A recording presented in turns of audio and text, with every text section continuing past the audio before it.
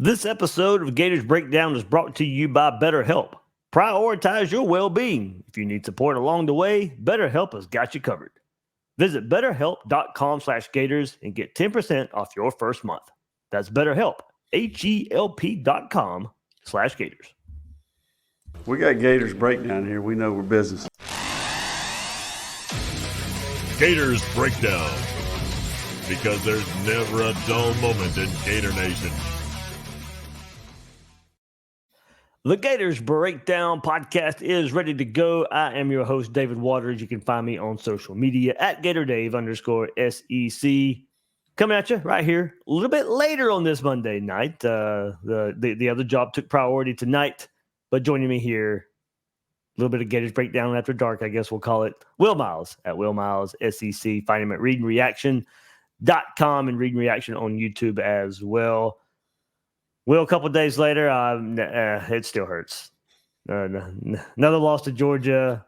Had fun. I put it on Twitter today. This first time I've had fun in that stadium in quite a while, though. The game is usually over by halftime in recent years, but 7 minutes to go, Florida ties the game at 20, and then kind of fell apart after that. But I still had a lot of fun in that stadium. But a couple of days later, going back to work, talking to other people that you would see on a Monday, and having the conversations, it hurts.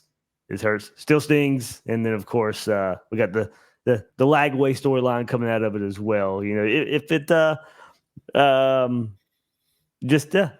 That's where I'll put it. It still stings a couple of days later.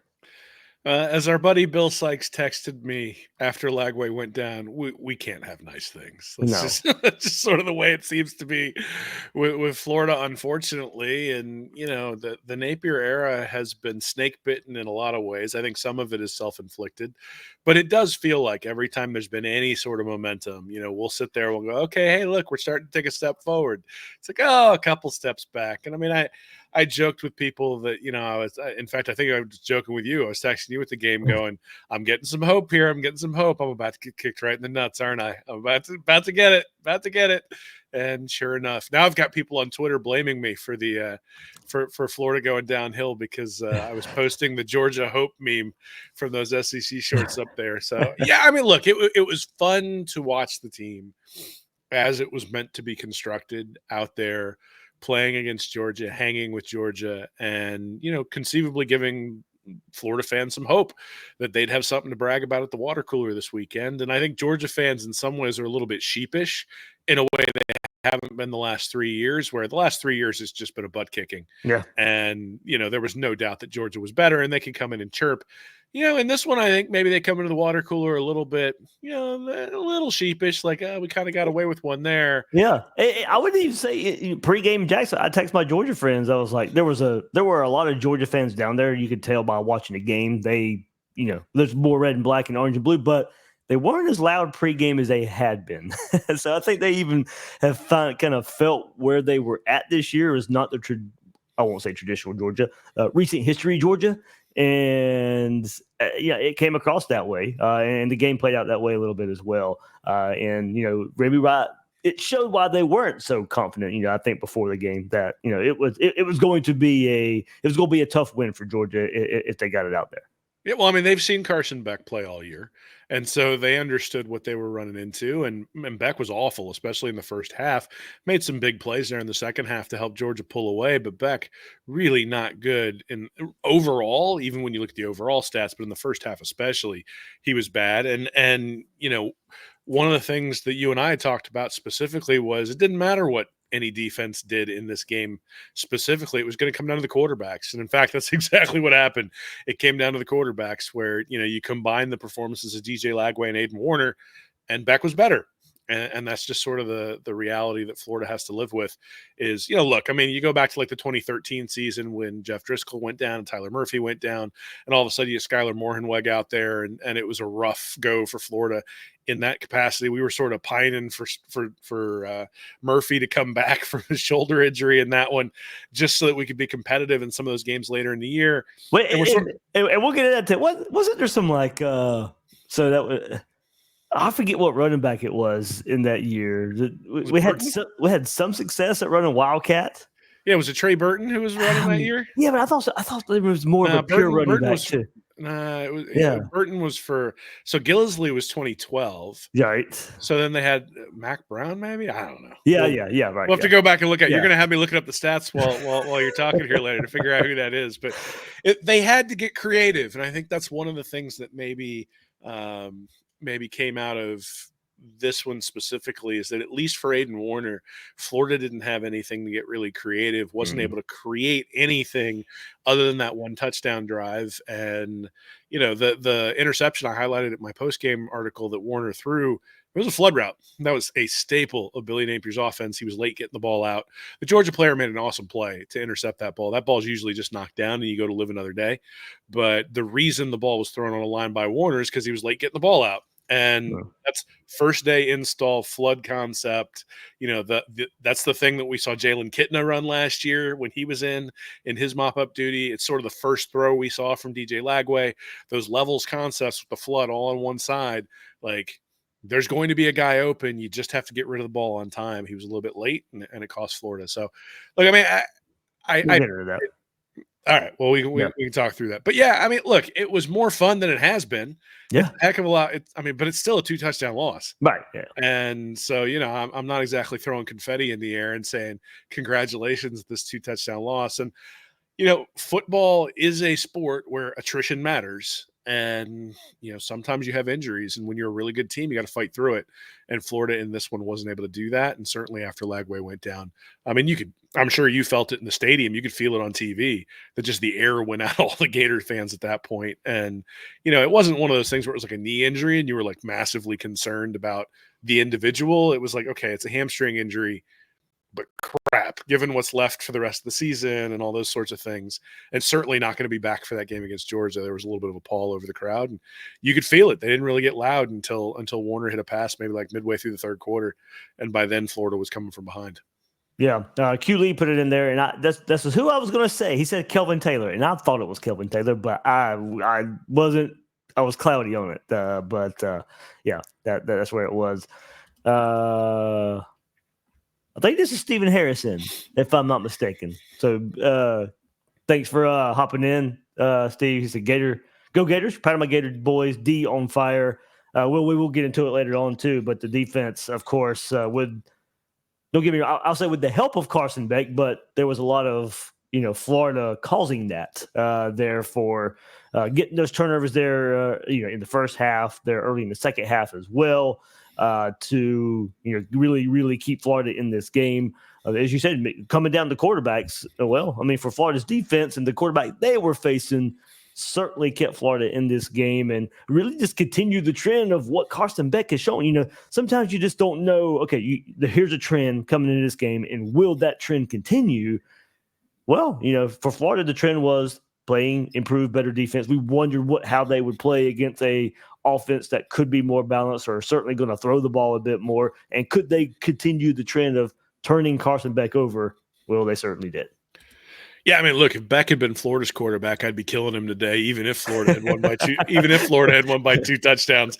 So I'm not going to sit here and go, "Oh, Carson Beck played well." He didn't. He looked really bad, especially in the first half and the first drive of the second half, and then he righted the ship. And all of a sudden, the explosive plays that weren't there in the first half showed up in the second half. They were able to go down, get Florida's defense on its heels a little bit. You can see that in the statistical profile overall. Though, to be honest, Florida's defense on a yards per play basis what was way better than it was against Miami and Texas A&M, but not as good as it's been the last 3 weeks. And some of that I'm sure you can chalk up to the opponent, but some of that I think also is just sort of regression to the mean. And but yeah, I mean, Beck played terribly. His QB rating was 129, which is well below average. He was around 146 coming into the game. And he was like 170 last year. So Beck has taken a significant step back. But again, you think about the guys that they've lost to the NFL over the last couple of years, and that in many ways is probably the story for Carson Beck, is that without those safety valves at tight end, specifically Brock Bowers, the offense looks completely different. And Florida didn't have anybody who could guard Bowers last year. and there wasn't Abe Bowers to guard. And all of a sudden, those zones look a whole lot more effective when you don't have one of those guys who's a complete zone buster there underneath. And so Beck struggled through a couple of picks and was seeing ghosts by the time the first half ended, where he wasn't letting the ball go, even when he had some guys open, taking some sacks, Florida's defense really getting after him. The other thing I thought was really interesting was, so you saw it on the first drive, and I was really curious about it. I had a couple people tweet at me about it, that Florida had Desmond Watson playing defensive end. Right. And then what they wound up doing there in the second half is when they brought, and even a little bit in the first half too, was when they brought the linebackers on the blitz, they brought them right off the side of Des Watson. So basically his job was to wall off the guard and the center so that the center couldn't get around to take the linebacker who was blitzing. This is the first time in a long time I can remember Florida getting pressure right up the gut. And you're specifically talking about the two big, the Pup Howard pressure that turned into a Pyburn interception, and then the Miles Graham. The Miles Graham sack. Those were things where they specifically were working right off of Des Watson. They found something there.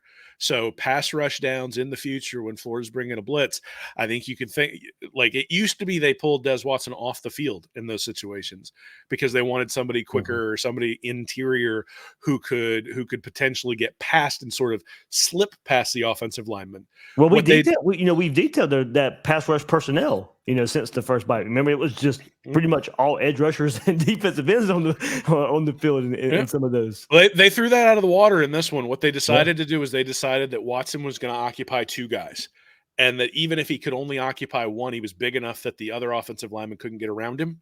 So they basically had a defensive end lined up right next to Watson. Watson rushed, occupied two guys. The defensive end occupied the tackle, and the linebacker went right in between them. And there wasn't any way and I even wonder if it was a check for the defense anytime Georgia went empty, because normally the running back would step in there and would block the linebacker coming. But those were situations where Georgia didn't have a running back there, and you get there quick enough, it doesn't matter who's open. Like the quarterback is going to have to scramble and get out of there. Florida was able to make some big plays there. So, Florida has been a bend but don't break defense under Ron Roberts' tutelage, at least. Certainly more this year than they were last year. They brought pressure against Georgia. They definitely decided they thought they could rattle Beck. They did rattle Beck. They had some unique things coming off the bye week that they haven't shown before on the defensive side of the ball to get pressure on Beck. And for 2.5 quarters, were really able to rattle him. And then he sort of settled into what they were doing and was able to pick him apart a little bit. But overall, A- performance for the defense, maybe. I mean, there are some things you can quibble with, but considering all the injuries that they had on that side of the ball, I mean, you had Bridges playing corner at some point there in the fourth quarter. Yeah. Devin Moore's on crutches. You got Jason Marshall out.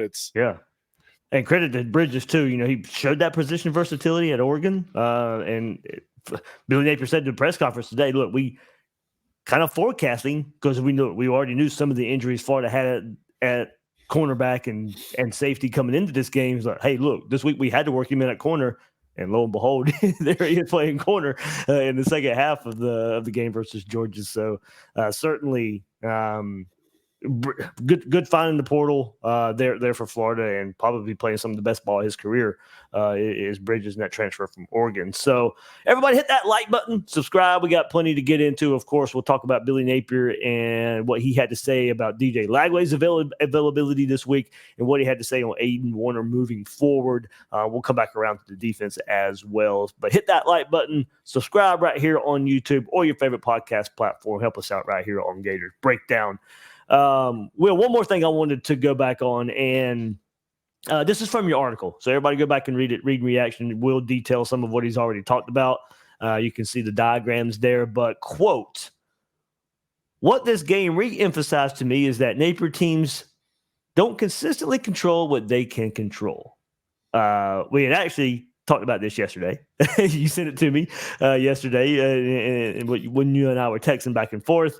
And I wanted you to go even further into that. I know you've done it on your Patreon a couple of days later. So I think it's safe to bring it back out now. Everybody's got that benefit of being a subscriber to you on Patreon, which is really cool, by the way. And after the game, we'll go live. Do you do it on YouTube, Will? So it's on YouTube, but Yeah. it gets It's- fed through the Patreon. Yeah. So if you're a subscriber, it sends you the link, and then you can come on and ask questions and put stuff in the chat and all that sort of stuff. Usually talk a little bit more freely there than I would maybe after I've had some time to sort of modulate down my emotions after unfortunately it's been a loss too often this year. But no, so the control what you can control aspect of it was the thing that I sort of fundamentally started my article with this week. And there were two places where I thought that really, really reared its ugly head. And the first is the obvious one where they have the bad snap on the field goal. They're about to go up 16-13, and instead it ends up 20-13 Georgia like 3 plays later. Really putting the defense in an unfair spot. Certainly could the defense have gotten a stop there? Maybe, but the defense was gassed at that point. And the Florida offense had done next to nothing at that point the entire time. They get a couple of plays where they're able to get into Georgia territory. They have a field goal attempt and completely botch it. And lo and behold, another special teams mistake by a Billy Napier coach team. We've never seen that before. But those are the types of things that you can control, right? Like good snaps, good mechanics on field goals, making sure you're giving yourself the best chance to make a field goal. You know, all the times we've seen fire drills on field goals or too many men on the field penalties or wasted timeouts that cause them to have to run out on field goals. Like this was just one more indignity in the long line of special teams gaffes that we've seen. Those are the sorts of things you can control what you can control. But the other one that I highlighted was the drive before. Florida had it was 13-6, and Florida gets the interception. Pyburn gets it off of the Pup-Howard pressure. Pyburn catches the ball. They're close to midfield. Mm-hmm. They get it to like the 43-yard line, and it's 3rd and 2. Yep, I detailed this yesterday too. And they decide to run a read option. I'm okay with that, but 2 of the guys just didn't block. Like, so either they didn't know what the play was, Warner ad-libbed, or they just didn't block. Like, I don't know what happened, but and I loathe to sit there and blame one specific guy when I don't know the offensive play call. Yeah. But it's really clear that if the tight end Hayden Hansen had blocked, and if the wide receiver Marcus Burke had blocked, it would have been Warner one-on-one with the middle linebacker racing to the sideline. And he definitely doesn't get knocked back for a 2-yard loss, but I think he probably gets the first down pretty easily. Instead, the guy that Hansen was supposed to block makes him sort of bow out a little bit further. And then the guy that Burke was supposed to block came up and hit him right in the teeth. And that was the end of the play. All of a sudden it's 4th and 4 and Napier has to punt. So, you know, you think about 3rd and 2, the trouble Florida's had in short yardage over the past couple of games. I mean, the Tennessee game specifically, you can think about times where they've really struggled to run the ball up the middle. But out of all the times that you're going to sit there and just say, you know what, we got to bow up and we got to get a couple of yards, like this was a time when they could have done that. Or again, if you're going to call the read option, you got to run it correctly. And whatever happened there, whether it was a miscommunication in terms of the play call, whether Warner ad-libbed, whether the guys didn't block the way they were supposed to, whatever happened there is indicative again of control the things you can control. Like if Georgia beats you on a play, I can sit there and say, okay, Georgia's a more physical team. Georgia's a more talented team. Georgia won that rep. Like those are okay. But to just go out and on a 3rd and 2, a key 3rd and 2, to not run the right play or not block the right play and not execute on your side is the reason why Florida's 4-4. Because, you know, you get all these people out here after this game going, well, if Lagway hadn't gotten hurt and if Mertz hadn't gotten hurt, they'd be 6-2. And some of that, like, I'm not even sure that I can disagree with that completely.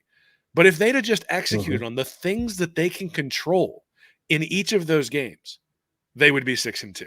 And so we can make the injury excuse and we can make all sorts of excuses for whatever happened against Miami and Texas A&M and all those sorts of things along the way. But if you just control the things you can control, the team's 6-2 right now, and we got 2 wins over top 10 opponents, though they're probably not top 10 after Florida's taken them out.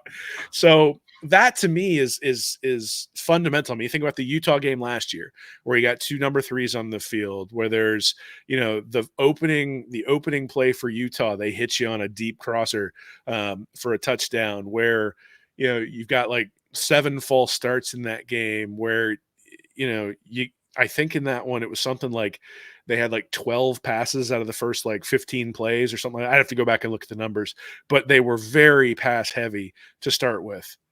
when we knew that the people they were going to have to rely on last year were Montreal Johnson and ETN, and they didn't do that. So again, I go back to control what you can control, and they don't do a very good job of doing that, which means they don't gain any of the little edges that they need in these close games. And so, yeah, they could be 6-2, but if you look at their scoring differential, they're right where they deserve to be at 4-4.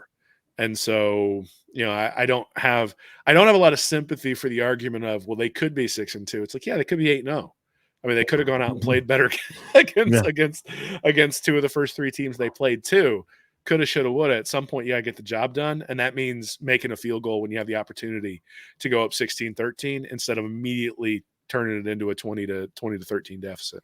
Well, I mean, it's the little things that add up. To when you play a team like Georgia, you can't do those things. Yeah, you might can get away with it against some of the other opponents on the schedule, but if you want to pull the upset, if you want to beat a team like Georgia, when you're finally in position to do so, yeah, you're gonna have to do the little things right. And little things turned into big things. I mean, a negative 31 or 31-yard loss on the snap there for that. And he had plenty of oomph on the snap, man. He's got that down.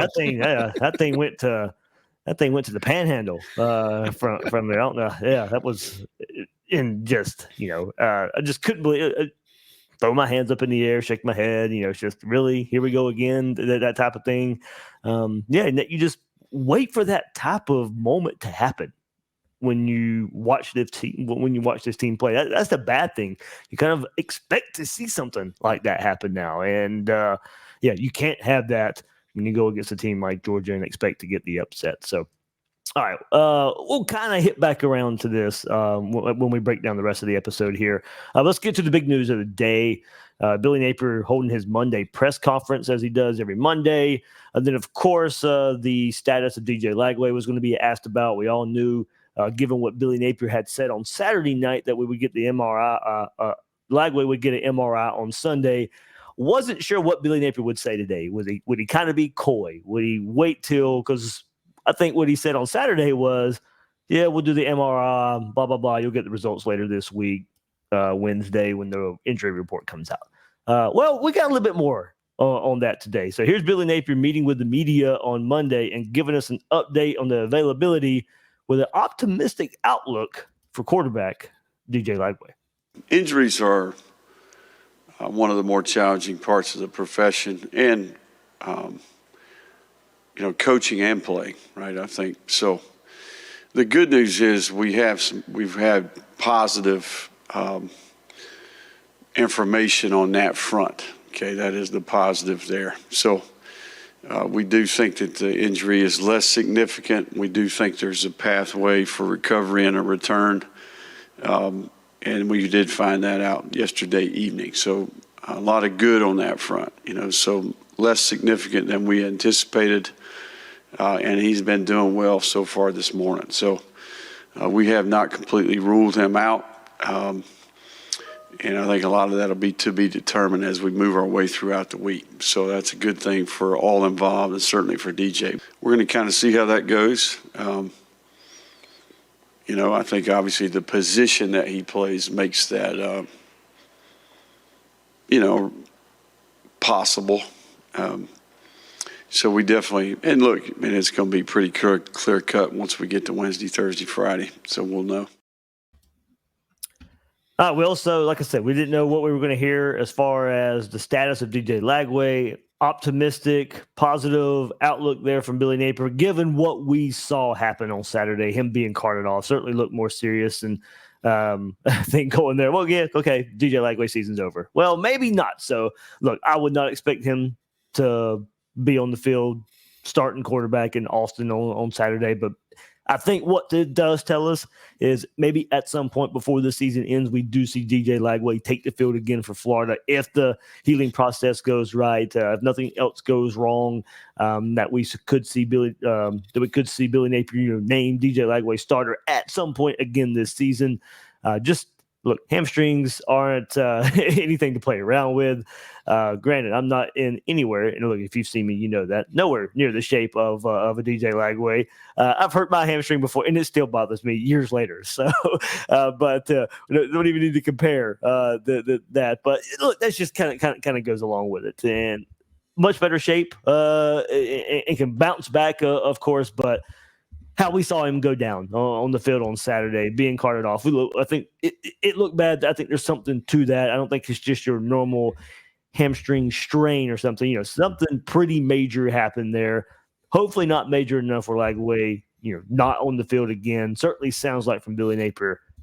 Not going to rule him out against Texas. I'm saying if it's me telling you, I would not expect him on the field Saturday, but maybe in the orange and blue one more time before the season ends. Maybe a couple more times. Yeah, I mean, you hope he comes back quickly. I think everybody knows that Florida has a better shot if he's in there. But look, Dak Prescott for the Cowboys suffered a hamstring injury in his game this weekend. And, the Cowboys are talking about whether they're going to put him on the IR or not. Again, different severity of hamstring injuries, different players. But I would say that Lagway and Prescott are pretty similar in terms of the way they play the game and the way they use their legs in order to sort of set up the pass, right? I mean, Prescott's not a guy who's going to run all over the place, but he runs to set up what he wants to do.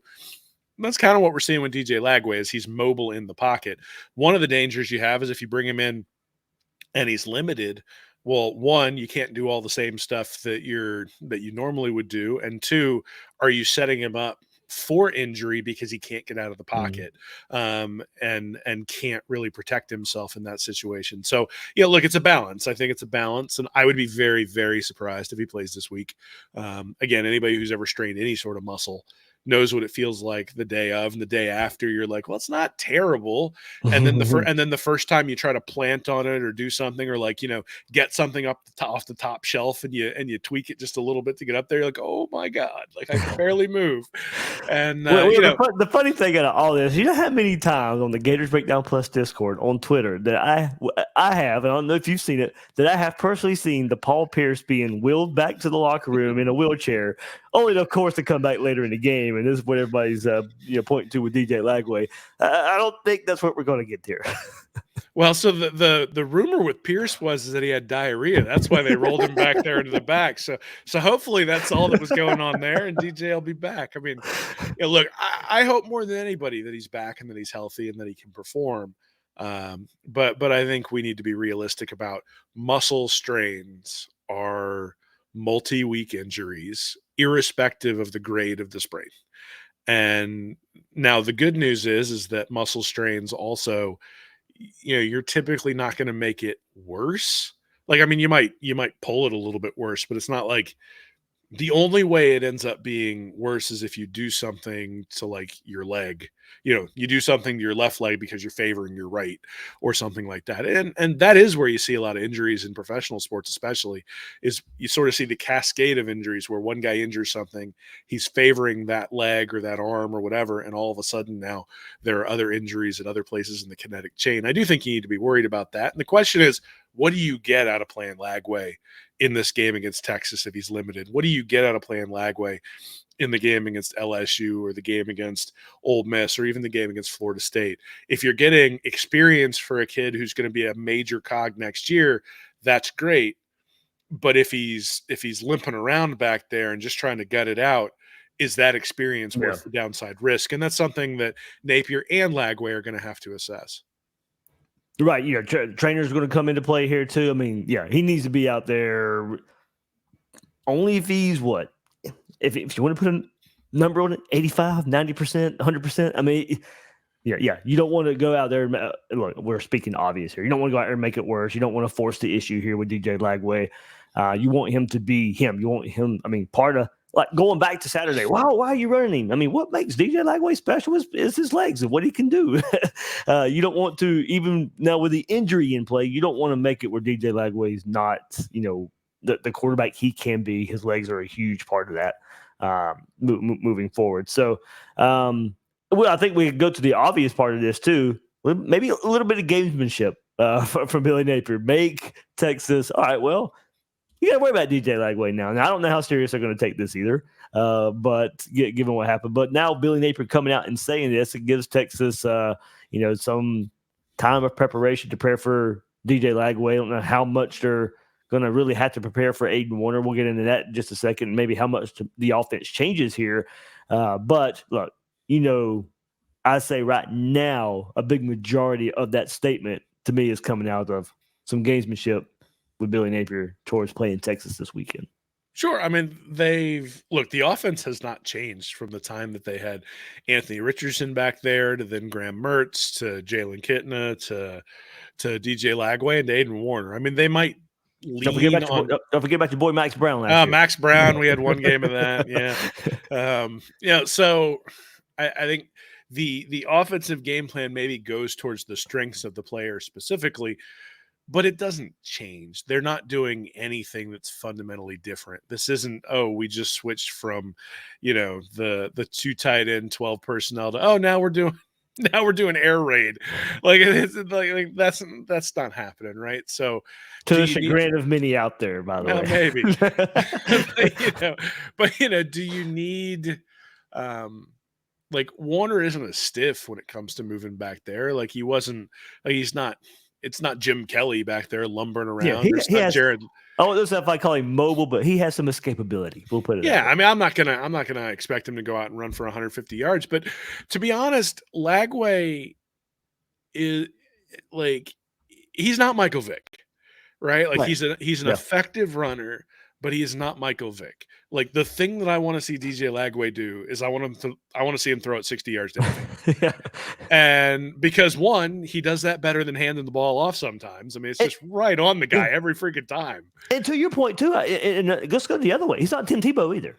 He's not a battering ram quarterback, and he's not your, like you said, Michael Vick slasher type and whatever. Like, don't get me wrong, I think he can take a run 60 yards, but that's not what you're going to see from DJ Lagway. It's run first, a lot like Michael Vick, but he's not the same running style. Going to your point, as two of the quarterbacks that we're going to talk about right there. Yeah, I mean, it's interesting. So Lagway ends up getting injured on a QB draw. That's a check, right? That's Georgia was sitting in a really conservative zone shell, and he checked to a QB draw, and that's how he ends up getting injured. I'm so glad you pointed that out. Some people want to blame. Why are you running? Why are you running Lagway up the middle? Like I said yesterday, there's going to be checks and calls where he calls his own number. I mean, and the other thing is that when you're the quarterback, you don't go out there worried about pulling a hamstring. And in fact, if they'd have been playing on any field other than that crappy Jacksonville field, he probably doesn't pull his hamstring. But it's a freak accident. It's a freak accident. It stinks that it happened. Yeah. But the reality is I looked at that formation and was like, this is a QB draw. Like you could tell what he was checking to, like the minute you saw the defensive alignment, and they were going to have to do that. Like we talked about before the game, how Georgia was going to play a conservative defense where they were going to make Lagway beat him underneath, and Florida was going to have to run him out of it.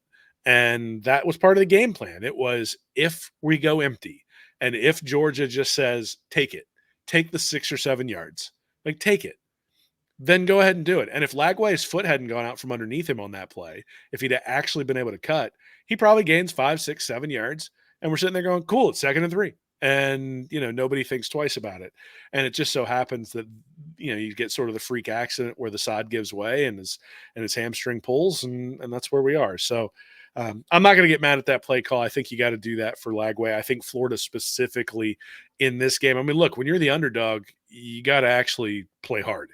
You can't just sit there and go, we're going to leave some bullets in the chamber for Florida State. It's like, nah, you needed to win this game. It was pretty clear Florida needed to win this game.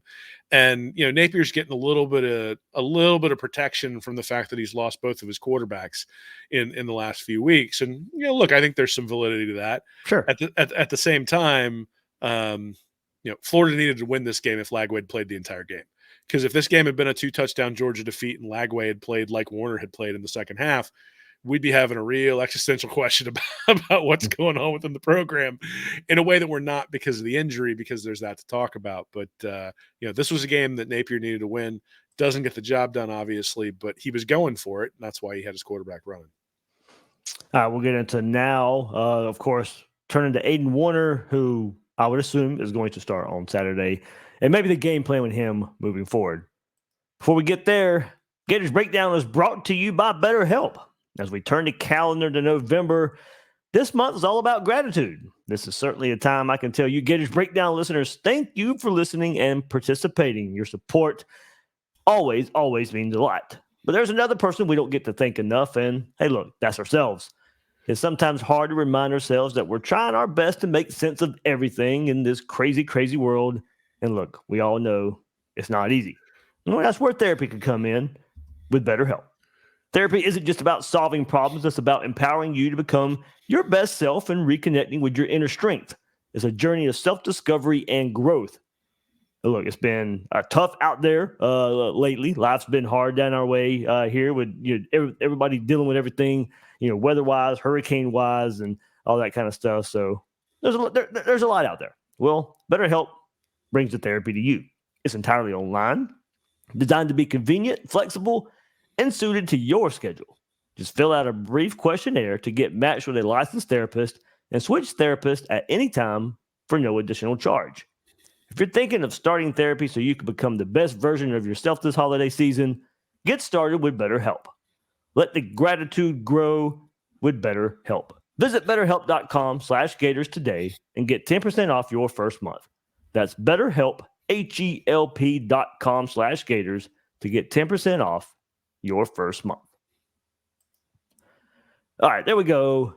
Going to it now, let's get back to Billy Napier and the press conference there on Monday and what he had to say about Aiden Warner.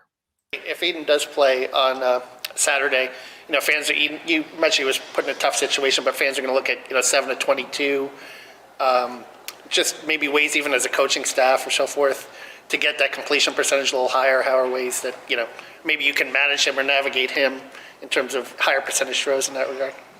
Yeah, no, I think, I'm with you. I mean, I have the same concerns and same, I think we always, there's an element of, okay, hey, you always have to kind of have some awareness of the things you can control and you can't control. And then you got to have courage to really take a good look in the mirror at the areas where, hey, look, I can do something about that. But no, we didn't. He was the backup, and obviously we were hoping that we didn't have to go there, but we did. And then Georgia is a stingy operation, and I think they can make it very challenging for you, the coverage and the rush. So, look, the kid did as good a job as he could do. There'll be some plays that he'd like to have back, but it's a pretty big stage to, trot out there in the middle of that one. So, but yeah, I've been impressed with him. He won the job, back during training camp, late training camp, going into week 1 in the season. We kind of decided to make him the 3. He did not go through spring practice. He did not go through OTAs in the summer.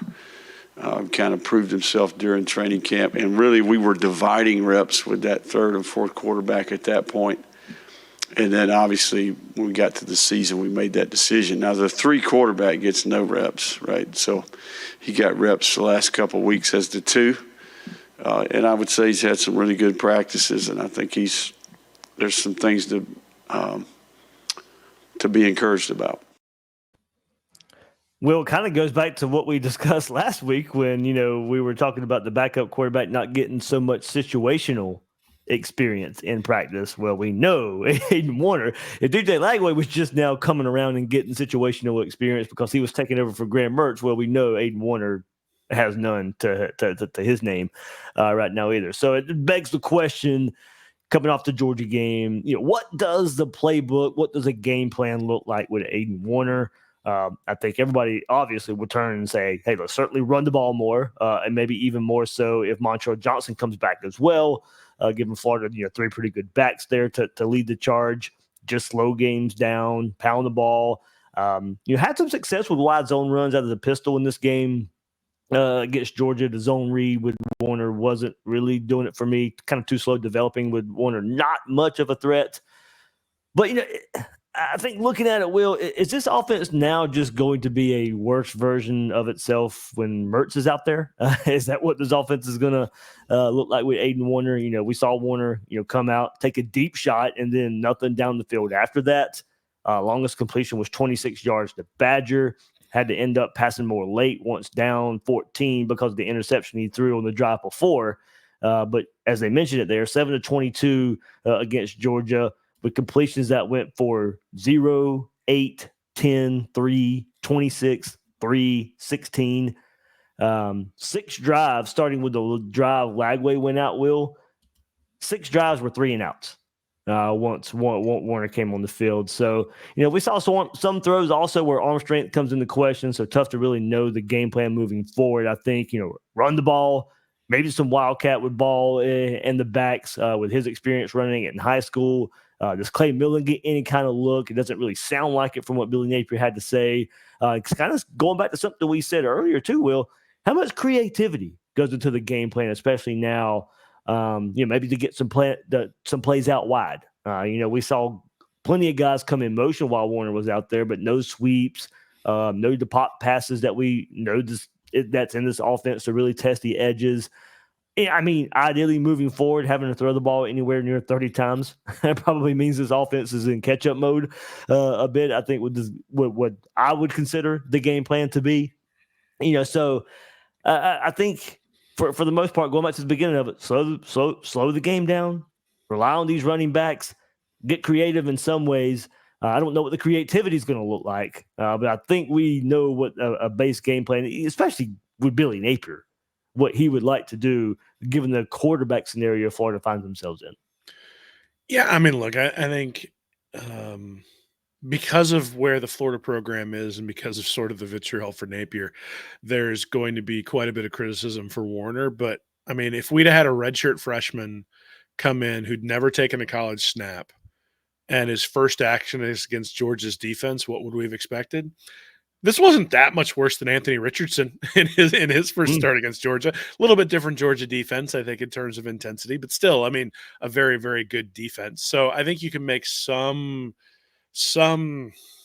concessions for Warner in the way that he played, just given who he had to play against and that he's a redshirt freshman. I mean, and that does make a difference. In fact, I think that is the case for Millen if you were going to give him a look, because Millen had an entire season at Colorado State. He threw 234 passes in 2022 and then was injured in 2023. But, QB rating of 150 there in 2022 for Colorado State. So, if he's beating him out, then conceivably he's shown something that he doesn't have. And so Warner has some skills. The issue I have is when I go back and look at his high school stats, you know how much I like that. 61% completions his junior and senior year, 62% his senior year, through 24 touchdowns, 6 interceptions, but he averaged 7.5 yards an attempt and 12.4 yards per completion. That's much more Luke Del Rio-ish than it is DJ Lagway-ish. And that's the reality, right? Is that what you mentioned, is this a less efficient version of Graham Mertz's offense? That's exactly what this is going to be. Yeah. This is going to be a 60 to 62% completion percentage on the high end. Mm-hmm. Offense. Now, I mean, look, 7-22 sure as heck ain't 60%. Yeah. So that has to be moved up, and we got to figure out the checkdowns and move to those quicker. You're going to have turnovers that you wouldn't have had with Mertz, just because Mertz was even like, one of my criticisms for Mertz was that he held on to the ball too long, like that he was late getting throws out, but that's nothing compared to some of the stuff that we saw this week against Georgia with Warner. Again, first start as a redshirt freshman, so I mean, you should expect those sorts of things. But there's nothing in the underlying statistical profile that screams star. Like, the thing about Kyle Trask when he came in is that Trask had stuff in his statistical profile that screamed star. It was just an extraordinarily limited number of snaps. So you're sitting there going, well, is it because we only saw him throw 90 balls in high school that he's got that a huge completion percentage and a large yards per attempt? Is it because he was only playing mop-up duty, or is it because he's really good? And it became very, very clear very, very quickly that's because he's very good. And I don't see that kind of thing. I mean, look, Warner threw 221 passes as a junior and a senior in high school.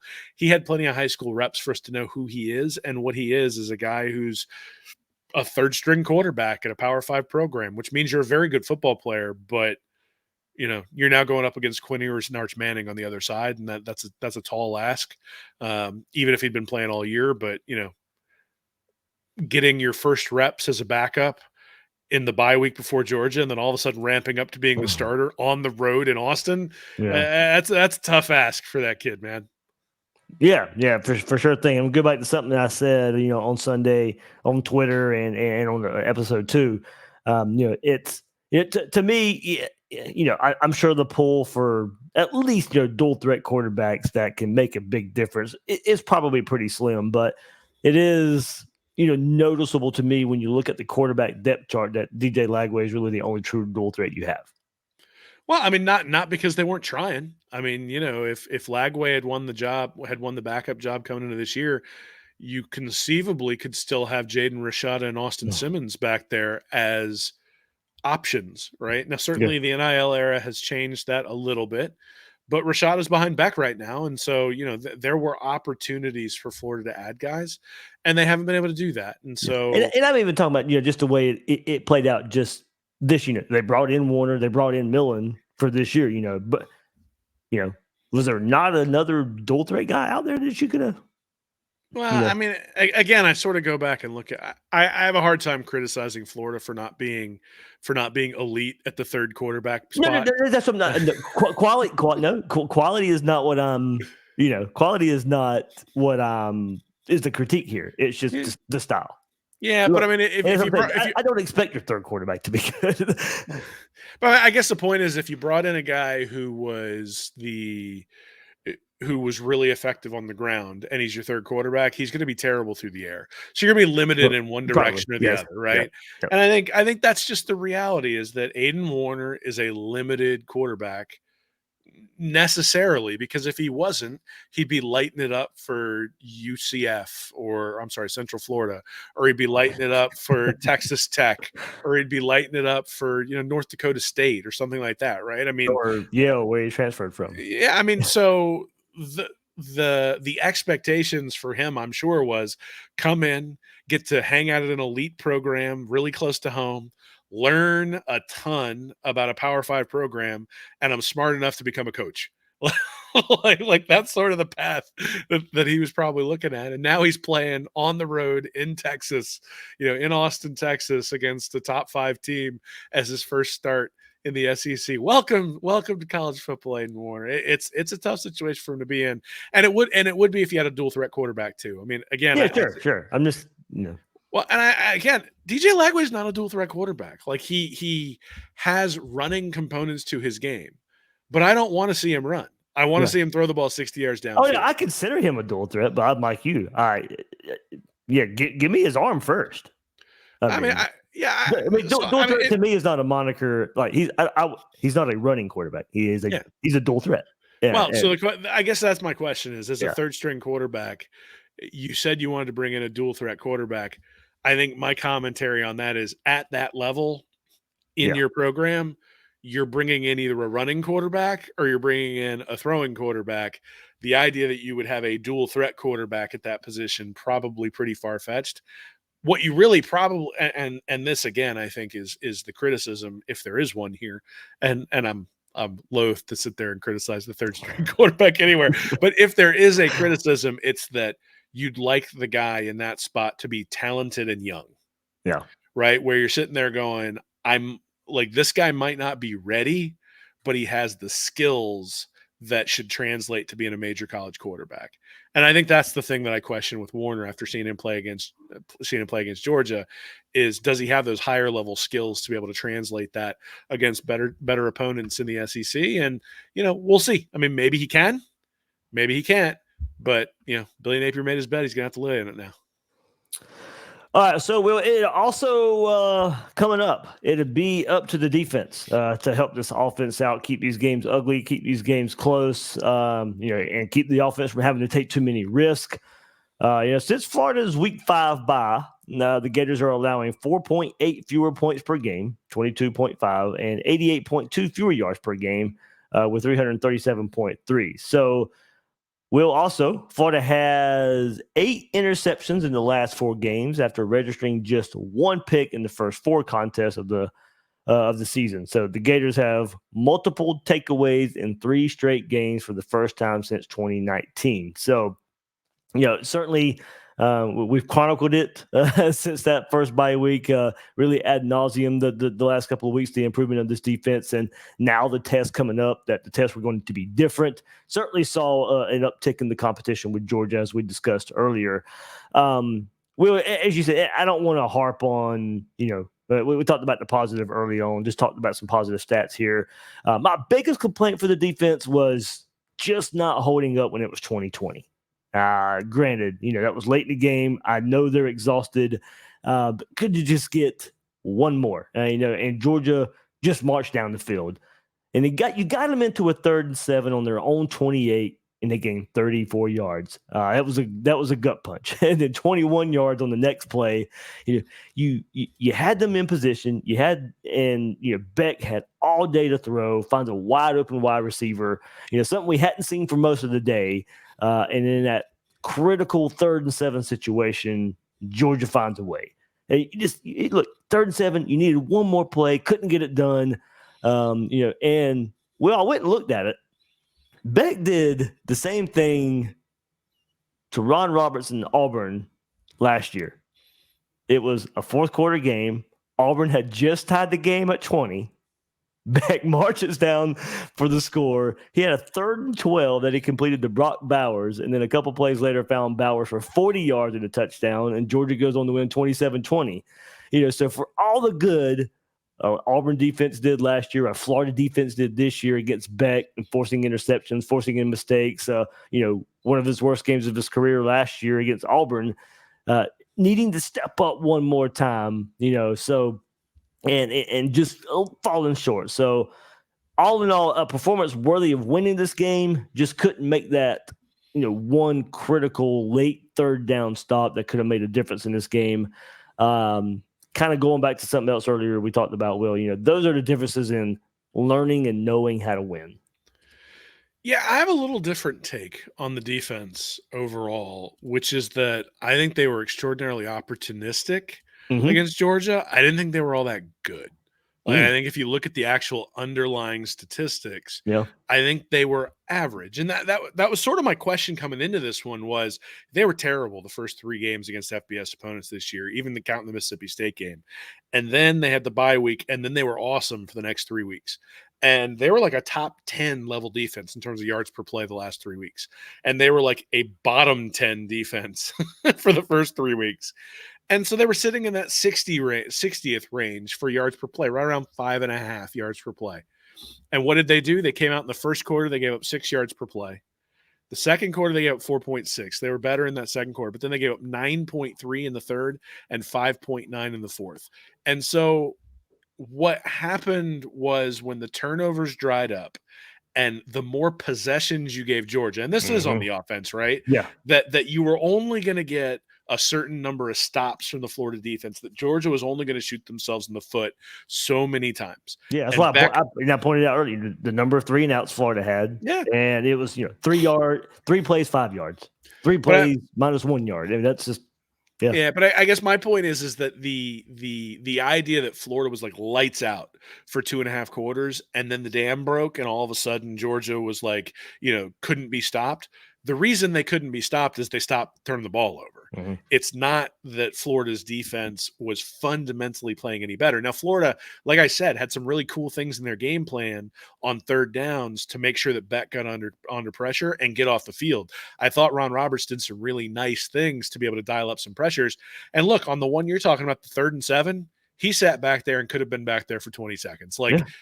They stoned the blitz that Florida brought, and Florida was sitting there. I want to say they were in 0, right? Where poor Cormani McClain, playing in like his 2nd game of the year, 3rd game of the year, is back there in cover 0 with a Georgia 5-star or high 4-star wide receiver out there trying to put him on skates. And people are like, oh, Cormani blew that coverage. I'm like, come on, guys. like he's got to protect against the deep shot there, and the comeback is going to be open. So you have to get home on that play in order to stop it. Like you can't rely on your corner to stop it in that case. And Florida wasn't able to get home that time. Now look, most of the time during the game, Florida had found a way to get home. And this was just one of those where, like I said earlier, Florida decided to have a much more aggressive game plan in this one. They brought 5 guys way more often. They ran way more of the simulated pressures than they have in the past. The linebackers were coming a lot. And, that's going to leave you exposed on the back end to big plays. It's also, though, going to speed up the quarterback. And what we saw in the first half is it sped up back threw the ball into coverage, didn't see guys dropping into lanes, didn't see, multiple defenders out there. He even had a third one that was tipped that should have been picked off right at the end of the half that wound up getting caught on the tip, but that should have been a pick too. Like, he was seeing ghosts and he was getting sped up. And what Georgia did in the second half is they ran the ball a little bit better and sort of allowed Beck to slow things down a little bit. And they got creative too. Like with those they started reverse. That they had a dominant Lovett took a reverse. Because they weren't having a ton of success with the running game with the running backs, and I think that what their biggest run of the game was a dominant Lovett reverse. I think it went like 30 yards or something. Yeah, well, I mean, they had a 33-yard run for Bell as well, but Bell. That's what I meant. Yep. But I guess the point still is that they were able to slow it down a little bit, and when they did, it wasn't so much that Georgia's plays were any more or less effective. It's just that they were able to string them together without making an error. And look, I mean, if you look in the second half, they only had 4 explosives. They had 2 explosives in the first half. The difference is that Florida got a stop for a field goal on, what was it, the first or second drive for Georgia after they had a 25-yard pass to Arian Smith. And then they had a pass to Urasek, the tight end, a 31-yard pass that got him in position, and then Beck throws an interception. So the 2 explosive plays that Georgia had in the first half, they got 3 points out of. And if you look at the 4 explosive plays that Georgia had in the second half, they got 21 points off of them. And so, yes, they doubled the number of explosives, but they also didn't piss them away with interceptions, because the thing that's lost in the interceptions for Beck is the first 2 happened deep in Florida territory. And so they had been driving down the field and Florida got off the field with the turnover. Florida didn't get off the field because they were stopping them and stoning them. And hey, it's 3rd and 12 deep in Georgia territory and they get a pick. That wasn't what happened. What happened was Georgia was systematically moving the ball down the field, and then Florida was able to sort of speed up back and get an interception. Still a very valuable thing. Obviously, you got to make the plays. Yeah. The game plan was really solid for who they were playing, and Georgia's a really good opponent. But I think what this told us is that against the elite in the SEC, Florida's defense is way better than it was the first 3 games, but not nearly as good as it was the previous 3 games. They wound up right at the average where they had been all year long. In fact, they dropped 6 spots. They were 60th coming in. I think they're 66th now in terms of yards per play. That's right around where this defense is probably going to be. They're going to need to be opportunistic. They're going to need to get turnovers, and they're going to need to get some of those blitzes to get home against better opponents. And I think you saw a recognition from Ron Roberts and from Austin Armstrong that they needed to do that in this game, that if they just sat back in a zone and let Carson Beck pick them apart, that it was going to be the end of them. And in a way that it wasn't when they were up against Nico or when they were up against, Vandergriff and those sorts of guys. Against a guy like Beck, you got to move his clock, and that's what they're going to be looking to do against Quinn Ewers this week. Yeah, and putting some tough spots too with the snap, the field goal snap that went to the panhandle.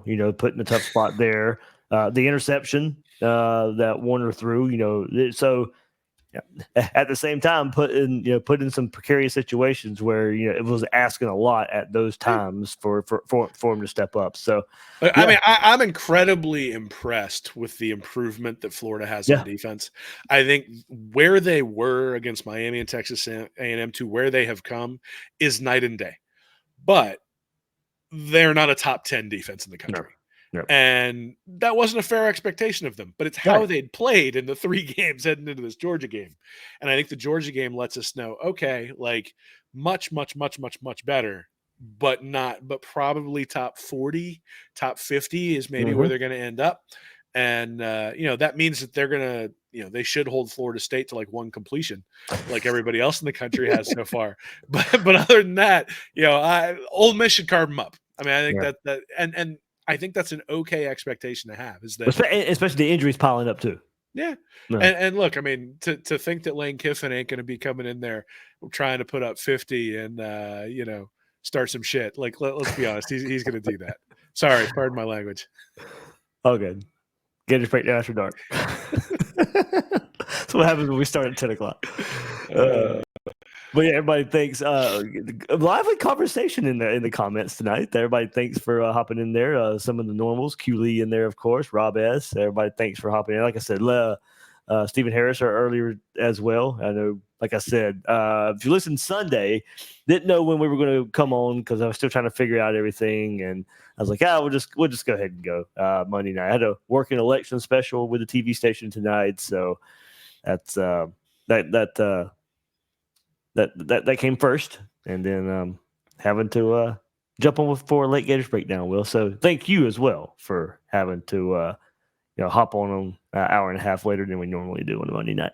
Yeah, man, I'm gonna get a call from my mom telling me she's got to wash my mouth out with soap now. This is gonna be great.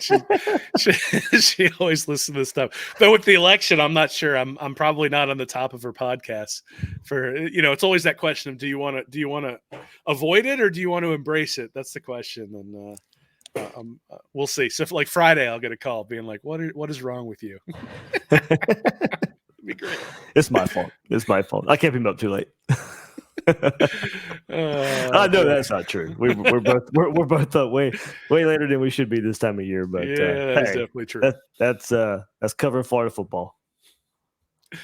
That is true. Hopefully, I don't know, man. I need some wins. I've been saying it all year. I need some wins. Well, this one's gonna be tough now, even harder now.